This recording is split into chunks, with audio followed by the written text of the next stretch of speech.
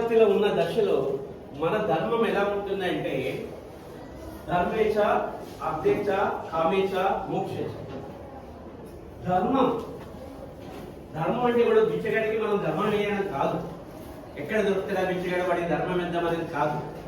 ధర్మం రక్షితో రక్షిత అనే దాంట్లో ధర్మం అంటే మనం విద్యార్థి దశలో మన డ్యూటీ ఏంటి, వాట్ ఈజ్ అవర్ డ్యూటీ. మనం చదువుకోవాలి, పరీక్షలు రాయాలి, ఉపాధ్యాయుడు చెప్పింది చక్కగా వినాలి. అది అర్థేశ you gain money or job. Next third కామేశ్వర అంటే మనకి ఏదైతే డబ్బు చదువు ఇవన్నీ వస్తాయో అప్పుడు మనకున్న కోరికలను తీర్చుకుంటాం. ఆఫ్టర్ ద లాస్ట్ మోక్ష అప్పుడు ఏం చేస్తారంటే మోక్షం గురించి ఆలోచిస్తారు.